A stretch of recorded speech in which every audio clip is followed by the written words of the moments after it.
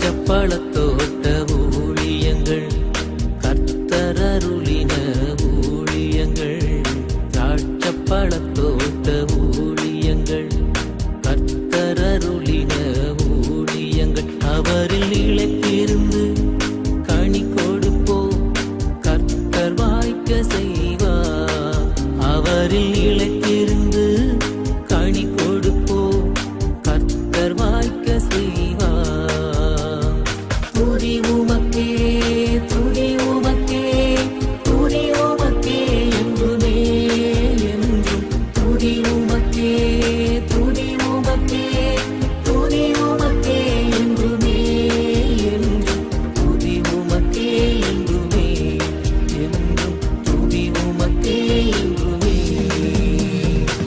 சிறியவனை பொழுதிலிருந்தும் இளைவனை குப்பையிலிருந்தும் எடுத்து உயர்த்தி ராஜாக்களோடும் பிரபுக்களோடும் வந்திருக்க செய்கிற அருமை ஆண்டவர் இயேசு கிறிஸ்துவின் இனிதான நாமத்தினாலே இந்த சத்தத்தை கேட்கின்ற அனைத்து தேவனுடைய பிள்ளைகளுக்கும் என்னுடைய அன்பான வாழ்த்துக்கள். நீங்கள் கோடா கோடியாய் பெருகுவீர்களாக, உங்களுடைய பிள்ளைகள் கோடா கோடியாய் பெருகுவார்களாக என்று வாழ்த்துகிறோம், ஆசீர்வதிக்கின்றோம். பிரித்துக்குரியவர்களே, இந்த நாட்களில் கர்த்தர் நம்மை அதிசயமாக நடத்தி வருகின்றார். தேவனுடைய பிள்ளைகள் என்று சொல்லப்பட்ட அந்த கூட்டம் இந்த பூமியில் எப்பொழுதும் இருந்து கொண்டே இருக்கின்றது. இந்த கூட்டத்தில் நாம் இருக்கிறோம், நீங்களும் இருக்கிறீர்கள், நானும் இருக்கின்றேன். அதுவே மிகப்பெரிய பாக்கியம். ஏனென்றால் இயேசு கிறிஸ்து என்றால் யார் என்றே கேள்விப்பட்டிராத ஜனங்கள் கோடி கோடி பேர் இருக்கின்றார்கள். இயேசுதான் இரட்சகர் என்று கேள்விப்பட்ட பிறகும் கூட அவரை ஏற்றுக்கொள்ளாமல் வாழுகிறவர்கள், இதயத்தை கடினப்படுத்தி இருப்பவர்கள் எத்தனை பேர் இருக்கிறார்கள். அவர்கள் அப்படியே வாழ்ந்து அப்படியே தங்கள் ஓட்டத்தை முடிக்கின்றார்கள். அவருடைய வாழ்க்கையெல்லாம் வெறுமையாகவே காணப்படுகிறது. ஆனால் நாமோ ஆண்டவராலே தெரிந்து கொள்ளப்பட்டு இந்த பூமியில் அவருடைய அன்பு நம்மை சந்தித்து அவருக்காக வாழ்கிற மாபெரும் பாக்கியம் கிட்டியிருக்கின்றது. அதுவும் அவருக்கு ஊழியம் செய்வோம் என்றால் அதைவிட மிக சிறப்பான பாக்கியம் என்று எதுவுமே இருக்காது. இந்த உலகத்திலே மிக பெரிதான ஒரு ஆசீர்வாதம் என்னவென்றால் நாம் அவருடைய பிள்ளைகளாக இருப்பது, அவர் நமக்கு தேவனாக இருப்பது, நாம் அவருடைய சத்தத்தை கேட்பது, அவர் நம்மை நாள்தோறும் தம்மை கரம் பற்றி நடத்துவது என்று சொல்லி இந்த பூமியில் மிக சிறப்பானதொரு வாழ்க்கையை நாம் வாழ்வதே ஆகும். எனவே இந்த நாட்களிலே சாத்தான் உங்களுக்கு காதில் பேசிகிட்டே இருப்பாங்க, பாரு இந்த பிரச்சனை, இங்கே பாரு இந்த பிரச்சனை, உன்னை அப்படி சொல்கிறாங்க பாரு, இப்படி சொல்கிறாங்க பார், ஐயோ பாரு உனக்கு பிஸ்னஸில் எவ்வளோ நஷ்டம், இந்த பாரு உனக்கு எவ்வளோ கஷ்டம், அப்படிலாம் சொல்லி இந்த உலகத்தில் உள்ள கவலைகளை அவன் காண்பித்து நம்மை மனதை பாரப்படுத்தும்படியாக முயற்சிப்பான். அப்பொழுதுதான் நீங்கள் ஒன்றை சொல்லுங்கள், என் மீட்பர் உயிரோடு கூட இருக்கிறார் என்று சொல்லி நீங்கள் அப்படியாக சொல்லுகிற பொழுது சாத்தான் வெட்கப்பட்டு ஓடி போவான். உங்களை ஆண்டவர் ஒருபொழுதும் வெட்கத்திற்காக அழைக்கவில்லை, அவர் ஆசீர்வாதத்திற்காகவே அழைத்திருக்கின்றார். இது நீங்கள் புரிந்து கொள்வீர்கள் என்றால் உங்களுடைய வாழ்க்கை இன்பகரமாக இருக்கும் என்பதில் எந்த சந்தேகம் இல்லை. பிரியத்துக்குரியவர்களே, கர்த்தருடைய பிரதான கிருபையினாலே நாசரே தேவனுடைய மாளிகைக்குள்ளாக நாம் அடைக்கலான் குருவி எனப்பட்ட அந்த முதியோர் இல்லத்தை நாம் கட்டி அதை நாம் ஆரம்பித்திருக்கிறோம் என்பது உங்களுக்கு நன்றாக தெரியும். தினந்தோறும் நம்முடைய நிகழ்ச்சிகளை தமிழ்நாடு முழுவதும் இருந்து பார்க்குற மக்கள் எல்லாருமே ஆஹா இப்படிப்பட்ட ஒரு நல்லதொரு ஆவிக்குரிய முதியோர் இல்லம் வந்திருக்கிறது என்று சொல்லி மகிழ்ந்து கர்த்தரை துதித்து என்னை தொடர்பு கொண்டு இப்படியாக ஒரு நபர் இருக்கிறார்கள், அப்படி ஒரு நபர் இருக்கிறார்கள் என்று சொல்லி சொல்வதை கேள்விப்பட்டு நான் ஆண்டவரை அதிகமாக சோத்தரிக்கின்றேன். நேற்று இரவு மாளிகையில் நான் இருந்த பொழுது இரவு 10 மணிக்கு மேலாக ஒரு சகோதரன் தன் நண்பர்களோடு வந்து அவருடைய வயதான 85 வயது தகப்பனாரை சேர்க்கும்படியாக வந்து அந்த ரூமையெல்லாம் பார்த்து மிகவும் அதிகமாக சந்தோஷப்பட்டு விட்டு போனார்கள்.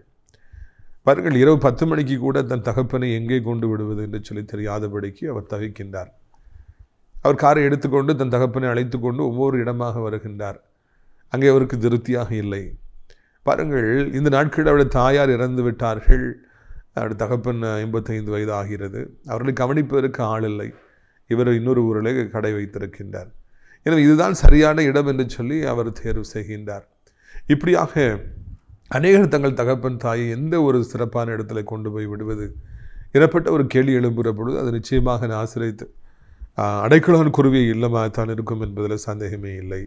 பிரியத்துக்குரியவர்களே, உங்களுடைய பிள்ளைகள் வெளிநாட்டில் இருப்பார்கள் என்றால், கவனிக்க முடியாத நிலைமையில் இருப்பார்கள் என்றால் நீங்கள் உடனடியாக என்னை தொடர்பு கொள்ளுங்கள். இங்கே வந்து தங்கலாம். இங்கே எல்லா விதமான வசதிகளும் உங்களுக்கு இருக்கிறது. தினந்தோறும் ஜெபம் நடத்தப்படும். அது மாத்திரமல்ல, நல்ல உணவுகள் உங்களுக்கு பரிமாறப்படும். நல்ல வாக்கிங் போவதற்கான வசதிகள் உண்டு. இல்லை பெரிய பெரிய ரூம்ஸ் உங்களுக்கு உண்டு. எது உங்களுக்கு விருப்பமோ நீங்கள் தேர்வு செய்து கொள்ளலாம். அது மாத்திரமல்ல, உங்களுக்காக அங்கே ஒரு ஆவிக்குரிய ஒரு சூழல் எப்பொழுதுமே காணப்படும். ஜெபிப்பதற்கு பக்கத்தில் தேவனுடைய மாளிகை இருக்கிறது. எனவே நீங்கள் உடனடியாக அதை தொடர்பு கொள்ளலாம். அங்கே தங்கியிருந்து பணிபுரிவதற்கு நர்சிங் கேர் கொடுக்கின்ற நர்சஸ் நமக்கு தேவைப்படுகிறார்கள். அர்ப்பணிப்புள்ள நர்சஸ் அங்கேயே தங்கியிருந்து அங்கே இருக்கிற மக்களை கவனிப்பதற்காக நர்சஸ் தேவைப்படுறாங்க. நீங்கள் தாராளமாக எங்களை தொடர்பு கொள்ளலாம் என்றும் உங்களை அன்போடு கூட அழைக்கின்றோம். பிரியத்துக்குரியவர்களே, இந்த நாளில் நம்முடைய பிரயோஜனத்திற்காக 2 சாமுவேல் 16வது அதிகாரம் 16வது வசனம் முதல். அர்க்கியனாகிய ஊசாய் என்னும் தாவீது சிநேகிதன் அப்சலோமிடத்தில் வந்த பொழுது ஊசாய் அப்சலோமை நோக்கி, ராஜாவே வாழ்க, ராஜாவே வாழ்க என்றான். அப்பொழுது அப்சலோம் ஊசாயை பார்த்து, உன் சிநேகிதன் மேல் உனக்கு இருக்கிற தயை இதுதானோ? உன் சிநேகிதனோடு நீ போகாதே போனது என்ன என்று கேட்டான். பார்த்தீங்களா, தாவீது சொன்னபடியே ஊசாய் அங்கே அப்சலோம் எனப்பட்ட அந்த நாளின் எதிரி, தாவீதுடைய எதிரி யாரென்றால் அவருடைய சொந்த மகன். அது நமக்கு வியப்பாக இருக்கிறது. ஆனாலும் பதவி, ஆசை, வெறி மனிதனை என்ன வேண்டுமென்றாலும் செய்ய தூண்டும். சொந்த தகப்பனையே அதை எதிர்க்க தூண்டும் என்று சொல்லி நாம் வாசிக்கிறோம். இந்த நாளிலும் காலையில் நியூஸ் பேப்பர் நான் வாசித்த பொழுது கேவல சொத்து தகராறிலே பெற்ற தாயை ஒரு மகன் அடித்து கொண்டார் எனப்பட்ட செய்தி வெளியாகி இருந்தது. தாயுடைய படத்தையும் போட்டிருந்தார்கள், மகனுடைய போட்டாவையும் போட்டிருந்தாங்க. சொத்துக்காக தன் பெற்ற தாயை ஒரு மகன் இன்றைக்கு அடித்து கொண்டிருக்கின்றார். அன்றைக்கு பதவிக்காக தன் சொந்த தகப்பனை எப்படியாவது கொன்றுவிட வேண்டும் என்று சொல்லி மகன் போராடுகிறான். அவனுக்கு ஒரு பெரிய கூட்டம் ஆதரவு கொடுக்கின்றது என்பதை நாம் காண்கிறோம். எனவே பதவிகள் வேண்டும், சொத்துக்கள் நமக்கு வேண்டும், பணம் வேண்டும். ஆனால் வெறி இருக்கக்கூடாது. எப்படினாலும் நான் 1000 வெறி பிடித்து நாம் இருப்போம் என்றால் சாத்தான் நம்மை கொலைகாரர்களாக மாற்றி விடுவான். சாத்தான் மிக மோசமான செயல்களை செய்யும்படியாக தூண்டுவான். அதனால் அதை ஒரு கட்டுப்பாட்டுக்குள்ளே நாம் வைத்திருக்க வேண்டும். இவைகளெல்லாம் விட அன்பு மேலானது. பெற்ற தகப்பனுடைய அன்பு கிடைக்குமாங்க? பெற்ற தாயுடைய அன்பு கிடைக்குமா? அன்பு தான் மேலானது. பணம், பதவி இதெல்லாம் 2வதாக இருக்கட்டும், 1வது இடத்தை பிடித்துவிட அனுமதி கொடாதீங்கள். இங்கே ஊசாய் வந்தோடனே ராஜாவே வாழ்க, ராஜாவே வாழ்க என்ன அருமையான ஒரு துவக்கம். ஊசாய் பேச அறிந்த ஒரு மனிதனாக இருக்கின்றார் என்பதை இதன் மூலமாக காண்கின்றோம். Hushai is not at all a fool. அவர் அப்சலோமை பார்த்த உடனே என்னைய இவர் தாவீது ஃப்ரெண்டுங்கிற பார்வையில் தான் பார்ப்பார், எதிரிங்கிறத தான் பார்ப்பாருன்னு நன்கு தெரிந்து கொண்டபடியினாலே 1வது அவர் முந்திக் கொள்கிறார். ராஜாவே வாழ்க, ராஜாவே வாழ்க என்று சொல்லி தன்னை தாழ்த்துகின்றார். எவரிடத்தில் எதை பேச வேண்டும், எப்படி பேச வேண்டும் என்று ஊசாய் நன்கு அறிந்திருந்தார். தேவனுடைய பிள்ளைகளாகிய நாமும் கூட நம்முடைய வாழ்க்கை பிரயாணத்திலே அநேகரை நாம் சந்திக்கும்படியான ஒரு சூழ்நிலை உருவாகிறது. அப்பொழுது யாரிடத்தில் எப்படி பேச வேண்டும் என்பதை நாம் நன்கு அறிந்திருக்க வேண்டும். அப்படி அறியாமல் நாம் பேசுவோம் என்றால் நமக்கு ஏராளமான இழப்புகளும் நஷ்டங்களும் ஏற்படும். முக்கியமாக நம்மை பிடித்தவர்களாக இருக்கட்டும், பிடிக்காதவர்களாக இருக்கட்டும், இங்கே ஊசாய் நமக்கு ஒரு பாடத்தை கற்றுக் கொடுக்கின்றார். ராஜாவே வாழ்க, ராஜாவே வாழ்க என்று சொல்லி அவருக்கு வந்தனம் செய்கின்றார், அவருக்கு மரியாதை செய்கின்றார். அவர் உள்ளத்தில் என்ன இருந்தது என்பது 2வது. ஆனால் ஒரு மனிதனை சந்திக்கிற பொழுது தன்னை பிடிக்காதபடிக்கு வெறுப்பான பார்வையோடு பார்க்கிற அந்த அப்சலோமை அவர் எப்படி கையாள வேண்டும் என்று அறிந்து ராஜாவே வாழ்க, ராஜாவே வாழ்க என்று சொல்லி சொன்னாரா? இன்னும் இங்கே அப்சலோமுடைய ராஜ்யபாரம் ஸ்திரப்படவில்லை. அவங்க அப்பா உயிரோடு தான் இருந்துகிட்டு இருக்காங்க. ஆனாலும் கூட எப்படி எதை சொன்னால் அங்கே அப்சலோமுக்கு பிடிக்கும், தன்னை ஏற்றுக்கொள்வார் என்பதை அறிந்து அதுக்கு ஏற்றபடி அவர் பேசுகின்றார். பிரியத்துக்குரியவர்களே, நாம் தங்கத்தையும் கொடுக்க வேண்டாம், நாம் வெள்ளியும் கொடுக்க வேண்டாம், டாலர்களையும் கொடுக்க வேண்டாம், ரூபா கரன்சி நம்ம கொடுக்க வேண்டாம். ஒருவரை மரியாதை செய்து நாம் பழகினாலே நம்முடைய வாழ்க்கையிலே அவருடைய உள்ளத்தில் இடம் பிடிக்க முடியும் என்பதுதான் இந்த நாளிலே நான் கற்றுக்கொள்கிற பாடம். இதே காரியத்தை தான் இந்த அப்சலோமும் செய்தார். எல்லா ஏழை ஜனங்களிடத்திலும் அன்பாக பேசி பேசி அவர்களை கெட்டி பிடித்து முத்தம் செய்து தான் அப்சலோம் தனக்கென்று ஒரு பெரிய கூட்டத்தை கூட்டினார்.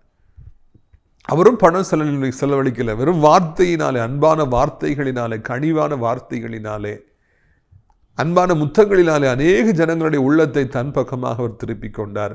இதை கேட்டுக்கொண்டிருக்கிற வாலிபனே, வாலிப மகளே, நீங்கள் உணர்வடைய வேண்டும் என்று உங்களை நான் அன்போடு கூட அழைக்கின்றேன். அன்பாக பேச படியுங்கள், மரியாதை செய்ய படியுங்கள். பெரியவிடத்தில் பேசுகின்ற பொழுது அவர்களை முதலாவது வந்தனம் செய்ய படியுங்கள், மரியாதை செய்ய படியுங்கள். பெரியவர்களுக்கு மூச்சுக்கு 300 தடவை நீங்கள் மரியாதை கொடுத்து பேசுங்கள். ஐயா என்று பேசுங்கள், அம்மா என்று பேசுங்கள்.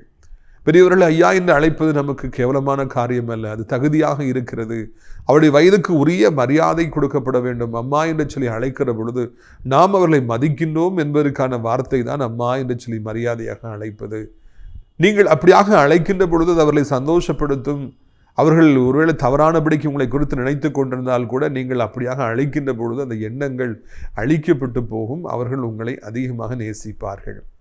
ஆனால் இது தெரியாதபடிக்கு இன்றைக்கு அநேக வாலிபர்கள் தங்களிடத்தில் பெரியவங்க பேசும்போது கூட முகத்தை திருப்பி கொள்வது, அப்படின்னு சொல்லி எடக்கு மடக்காக பதில் கொடுப்பது என்று சொல்லி இந்த பூமியிலே வாழ்கிறார்கள். நன்கு அறிந்து கொள்ள வேண்டும், இப்படியாக பேச தெரியாமல் பேசுபவர்களை சமுதாயம் ஏற்றுக்கொள்ளாது. பெரியவர்கள் ஏற்றுக்கொள்ள மாட்டார்கள், ஆசிரியர்கள் ஏற்றுக்கொள்ள மாட்டார்கள், யாரும் ஏற்றுக்கொள்ள மாட்டார்கள். உங்களை குறித்தான ஒரு வெறுப்பு வந்துவிடும். நான் நன்கு படிக்க ஆரம்பித்த பிறகுதான் கற்றுக்கொண்டேன். நிறைய பாடங்களை என் வாழ்க்கையில் கற்றுக்கொண்டேன். ஏட்டுச்சுரைக்காய் அல்ல, இது வாழ்க்கைக்கு தேவையான பாடங்களை கற்றுக்கொண்டேன். என்ன பாடம் தெரியுமா? ஒரு பெரிய மனிதரிடத்தில் பேசுகிற பொழுது, ஒரு வயது மூத்தவரிடத்தில் பேசுகின்ற பொழுது எப்பொழுதுமே நாம் அவர்களை பார்த்து சிரித்த முகத்தோடு பேச வேண்டும் என்பது. இதை எனக்கு யாரும் கற்றுக் கொடுக்கவில்லை. நல்லா தெரிந்து கொள்ள வேண்டும். எனக்கு யாரும் சொல்லிக் கொடுக்கல, இப்படி போய் யார்கிட்டையும் பேசும்போது சிரித்து கொண்டே பேசி கொண்டிருக்க வேண்டும் என்று. ஆனால் பெரியவர்கள் வருகிற பொழுது சிரித்து கொண்டே பேச வேண்டும் என்று நானே என்னுடைய வாழ்க்கையில் கற்றுக்கொண்டேன். சிரித்து கொண்டு பேசுவது, அவர்களை ஐயா என்று அழைப்பது, அம்மா என்று அழைப்பது, படித்தவர்கள் அங்கிள் என்று அழைப்பது, ஆண்டி என்று அழைப்பது, அவர்களை மரியாதையோடு பேசுவது, அவர்களுடைய மரியாதையை கொடுப்பது என்பதெல்லாம் உங்களுக்கு அவருடைய இதயத்திலே நிரந்தரமான ஒரு இடத்தை உண்டு பண்ணும். அதைத்தான் இங்கே ஊசாய் நமக்கு கற்றுக் கொடுக்கின்றார். நம்முடைய வாழ்க்கையில் பிறருக்கு மரியாதை கொடுப்பதில்லை, கனம் பண்ணுவதில்லை, குட் மார்னிங் சொல்வதில்லை, ஐயா வாங்க என்று சொல்லுவதில்லை. நாம் முந்திக் கொள்ள வேண்டும். நம் வீட்டுக்கு ஒருவர் வருகிற பொழுது ஐயா உள்ளே வாருங்கள், உட்காருங்கள், தண்ணீர் குடிங்க, ஏதோ ஸ்நாக்ஸ் சாப்பிடுங்க என்று சொல்லி அவர்களை உபசரிக்க வேண்டும். இப்படியாக நீங்கள் செய்வீர்கள் என்றால் ஏராளமான ஒரு உள்ளத்திலே நீங்கள் இடம்பெறுவீர்கள் என்பதில் சந்தேகமே கிடையாது. பிரித்துக்கொள்ளவில்லை. இதைத்தான் நாம் இங்கு காண்கின்றோம். இந்த ஊசை சொல்கிறார், ராஜாவே வாழ்க, ராஜாவே வாழ்க. அவர் கேட்குறாரு, இதானா நீ பண்ணுறதப்பா? உன் ஃப்ரெண்டு காட்டுக்குள்ளே ஓடி இருக்கிறாரு, உன் சிநேகிதன், அவர் கூட தான் நீ பேர்க்கணும். என்ன நீ இங்கே இருக்கிற?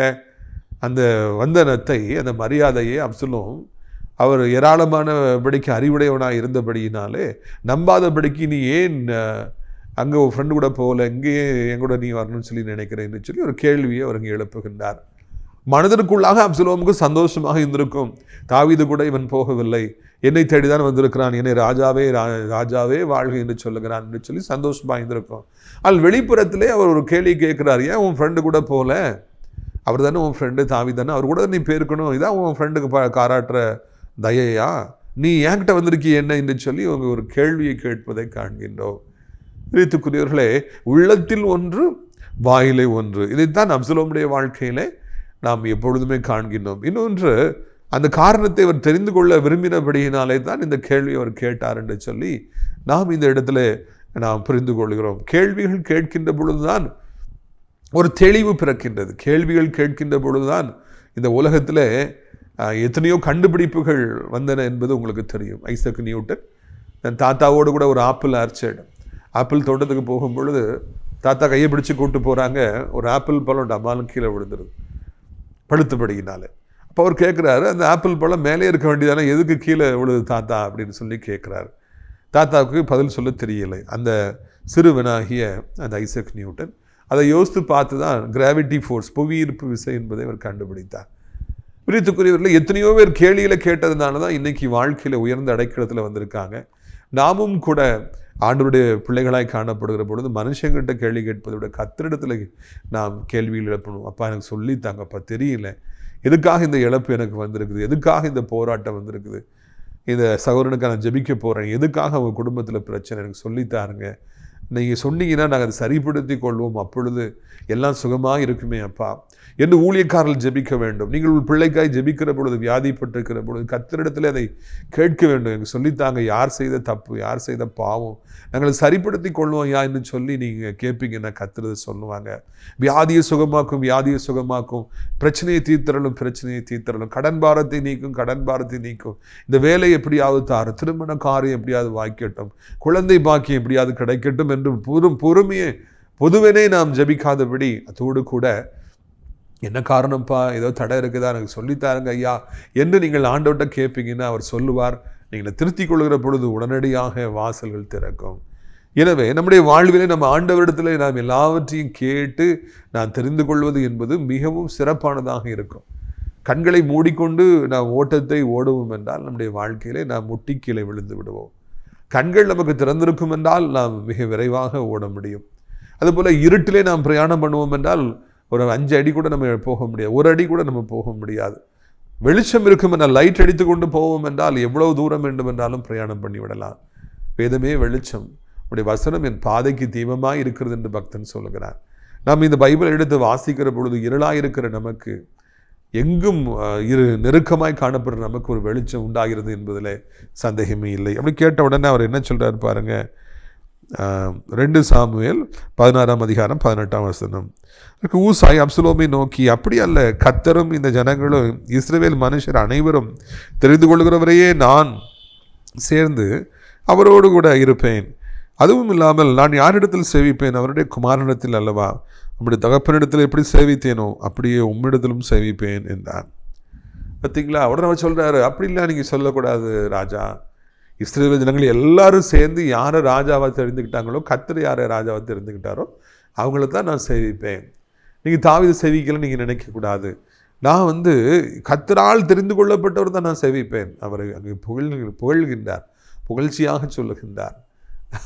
அந்த புகழ்ச்சியிலே அந்த அப்சலோம் மயங்கி போனார் என்று சொல்லி நான் காண்கிறேன். அடுத்த வசனத்திலே அவர் வேற காரியத்துக்கு போயிடுறார். சரி, நீ என் கூட இருன்னு அவர் சொல்லிடுறார். புகழ்கின்றார். புகழ்ச்சி என்பது அது ஒரு பயங்கரமான ஒரு ஆயுதம். அதற்கு மயங்காதவர்கள் என்று சொல்லி இந்த பூமியில் இல்லவே இல்லை.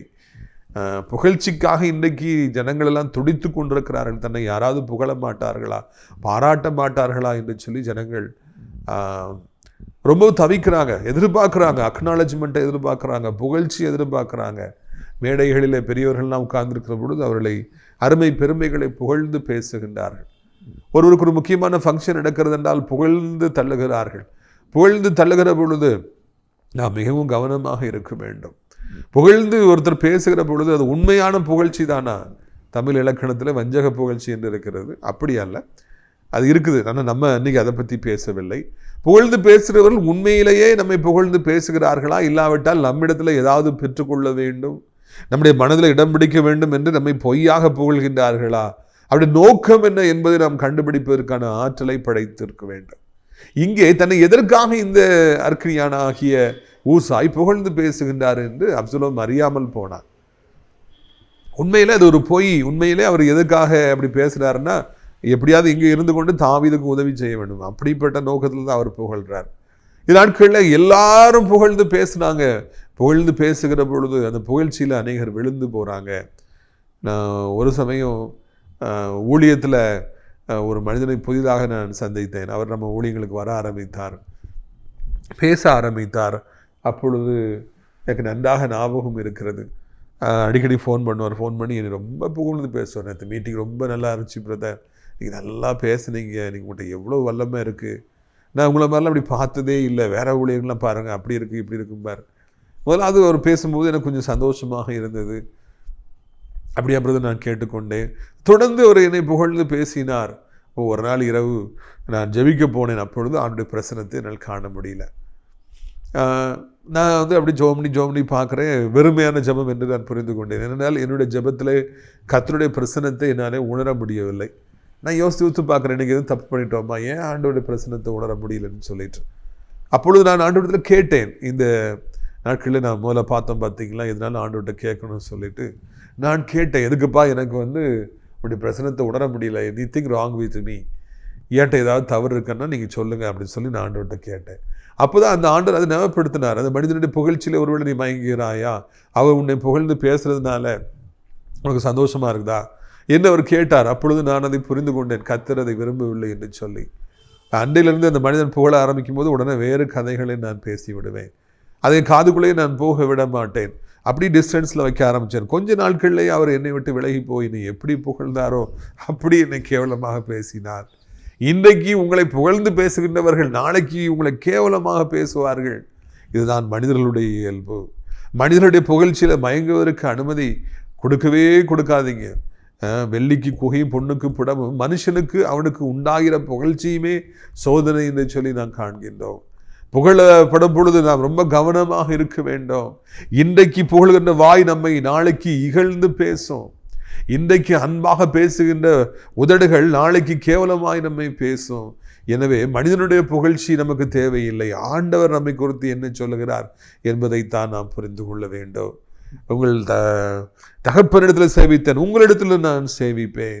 உங்களைத்தான் ஆண்டவர் தெரிந்து கொண்டார். இஸ்ரவேல் ஜனங்கள்லாம் தெரிந்து கொண்டவரையே நான் சேவிப்பேன் என்று சொல்லி அவரை ஆண்டவர் தெரிந்து கொண்டது போல, எல்லா ஜனங்களும் தெரிந்து கொண்டது போல புகழ்ந்து பேசிய அந்த ஊசாயின் புகழ்ச்சிக்கு அப்சலோம் விழுந்து போனான் என்று சொல்லி காண்கின்றோம். பிரியத்துக்குரியவரை, புகழ்ச்சியில் ஒருபொழுதும் வீழ்ந்து போகாதீர்கள். யாராவது புகழ்ந்து பேசுகிறாங்களா, சரி நல்லா இருக்கட்டும், கர்த்தருக்கு ஸ்தோத்திரம், அப்போ அந்த புகழ்ச்சி எனக்கல்ல, அதெல்லாம் உங்களுக்கு போகட்டும் என்று சொல்லி நாம் போய்விடுவோம். ஒருவேளை நாம் அந்த புகழ்ச்சியில் மயங்கி போவோம் என்றால் ஆண்டவருக்கு அதில் பிரியம் இருக்காது. எல்லாத்துக்கும் மேலே இன்னைக்கு புகழ்ச்சியாக பேசுகிறவங்க நாளைக்கு கண்டிப்பாக கேவலமாக பேசுவாங்க. மனிதனுடைய நாக்கு பல விதமாக பேசும், ஒவ்வொரு நாளைக்கும் ஒவ்வொரு மாதிரி பேசும். எனவே நாம் மனிதனுடைய புகழ்ச்சியை பெரிதாக நினைக்காதபடி நம்முடைய வாழ்வில் முன்னேறி செல்ல கர்த்தர் நமக்கு உதவி செய்வாராக. அதை கேட்டு உடனே ராஜா கன்வின்ஸ் ஆயிடுறாரு. அப்சலோம் உடனே ஓகே என் கூட இருந்துன்னு சொல்லிடுறாரு. நேரம் அடுத்த கட்டத்துக்கு போயிடுறாரு.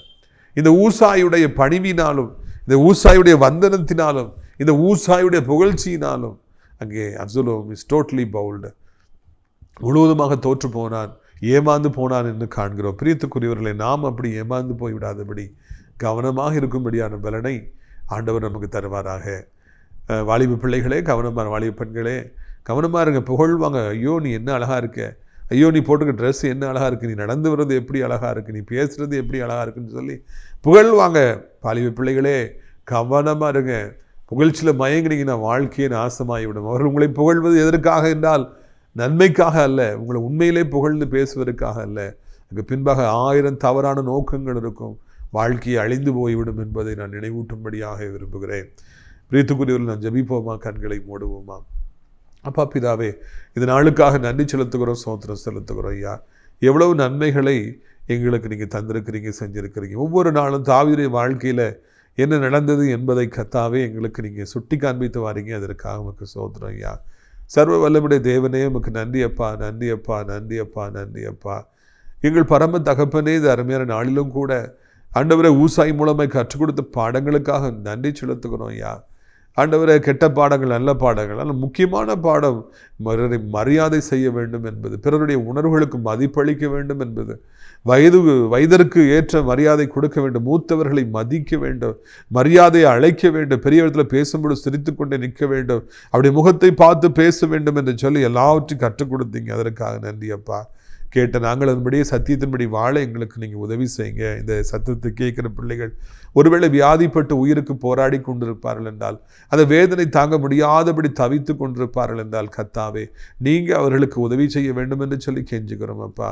இயேசுவின் ரத்தம் ஜெயம், இயேசுவின் ரத்தம் ஜெயம், இயேசுவின் ரத்தம் ஜெயம். உம்முடைய வல்லமை இப்பொழுதே அந்த வியாதிகளை குணமாக்கட்டும் அப்பா. எவ்வளவு கொடூரமான வியாதியாக இருந்தால் என்ன, மருத்துவர்கள்ட்ட போய் எனக்கு ஒரு பிரயோஜனமும் இல்லை, மருத்துவர்கள் ட்ரீட்மெண்ட் கொடுத்தும் எனக்கு வியாதி அதிகரிக்கிறத தவிர்த்து குறைய மாட்டேங்குது, இல்லைன்னா டாக்டர்ஸ் எங்களை கை விட்டுட்டாங்க, இனி நீங்கள் ஜோம் பண்ணிவிடுங்க அவ்வளோதான் சொல்லி விட்டுட்டாங்க அப்படின்னா கூட உங்களால் உதவி செய்ய முடியும் ஐயா. எந்த நிலைமையில் எவருக்கும் உதவி செய்ய முடியும். மருத்துவர்களால் கைவிடப்பட்ட நிலைமையில் இருப்பவர்களையும் உயிர்ப்பிக்க முடியும். அந்த அவயங்கள் செயல்பட ஆரம்பிக்கட்டும். செயல்படாமல் இருக்கிற அவயங்கள், பழுதுபட்ட அவயங்கள் செயல்பட ஆரம்பிக்கட்டும். இல்லாவிட்டால் அவைகளை அப்புறப்படுத்தி புதிதான கிட்னிகளை பொருத்தும், புதிதான கல்லீரல்களை பொருத்தும், புதிதான குடல்களை பொருத்தும், புதிதான ஹார்ட்டை பொருத்துங்க.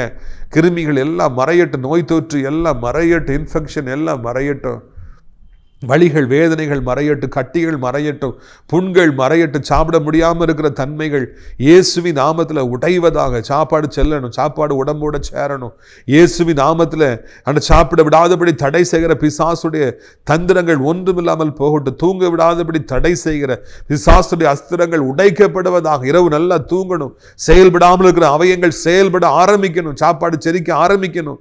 ஆண்டவரே சோத்திரம் ஐயா, சோத்திரம். சாப்பிட்றதுலாம் வெளியேறிடுதுன்னு சொல்கிறவங்களுக்கு வெளியேறக்கூடாது. கர்த்தாவே, அது ரத்தத்தோடு ரத்தமாய், மாம்சத்தோடு மாம்சமாய் அந்த பலன் கலக்கணும். அவர்கள் எழும்பணும், மறுபடி தகப்பன ஸ்கூலு காலேஜுக்கு போகணும், மறுபடியும் படிக்கணும், மறுபடி உயர்ந்த அலக்கணத்தில் இருக்கணும் ஐயா. இப்படி செய்வது உமக்கு லேசான காரியம். உமக்கு நன்றி.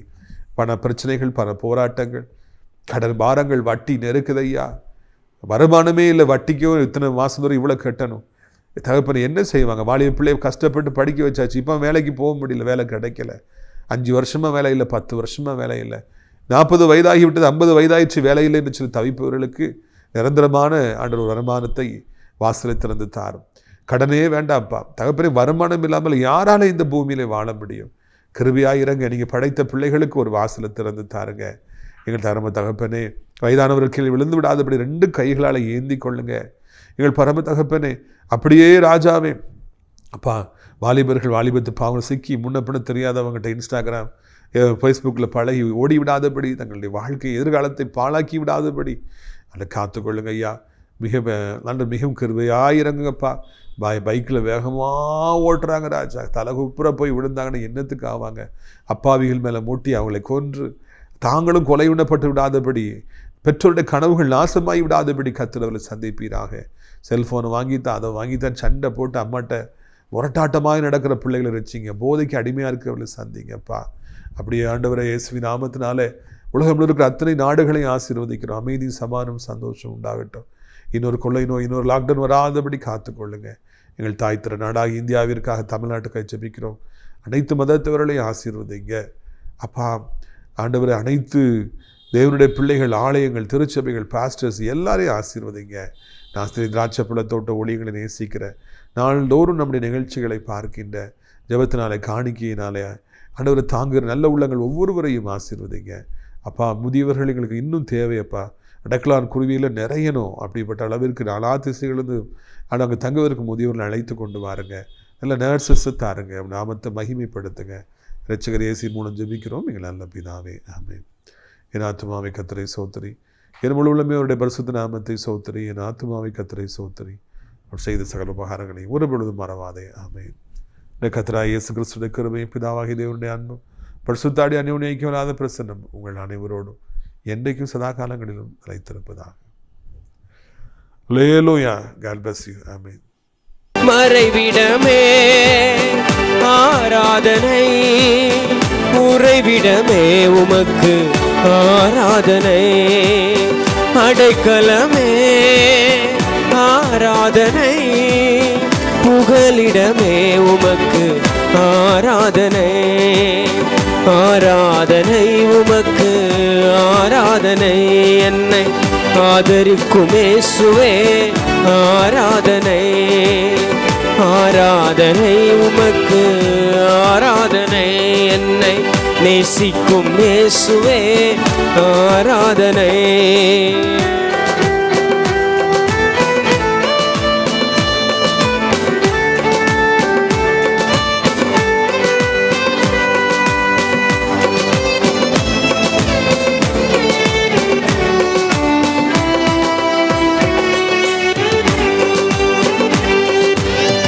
இச்சகம் பேசிடும் நாவுகள் முன்னிலே என்னை காப்பவரே, நன்மைக்கு கைமாறா தீமை செய்வோர் மத்தியில் என்னை காப்பவரே, இச்சகம் பேசிடும் நாவுகள் முன்னிலே என்னை காப்பவரே, நன்மைக்கு கைமாறாய் தீமை செய்வோர் மத்தியில் என்னை காப்பவரே, துரோகங்கள் நிறைந்த பூமியிலே துணை நின்று காப்பவரே, தெவிட்டாமல் நேசிக்கும் என் நேசரே, என்னை என்றும் காப்பவரே, மறைவிடமே ஆராதனை, உறைவிடமே உமக்கு ஆராதனை, அடைக்கலமே ஆராதனை, புகலிடமே உமக்கு ஆராதனை, ஆராதனை உமக்கு ஆராதனை, என்னை நேசிக்கும் இயேசுவே ஆராதனை, ஆராதனை உமக்கு ஆராதனை. என்னை ஆதரிக்கும் இயேசுவே ஆராதனை. ஆராதனை உமக்கு ஆராதனை. என்னை நேசிக்கும் இயேசுவே ஆராதனை. ஆராதனை உமக்கு ஆராதனை. என்னை நேசிக்கும் இயேசுவே ஆராதனை.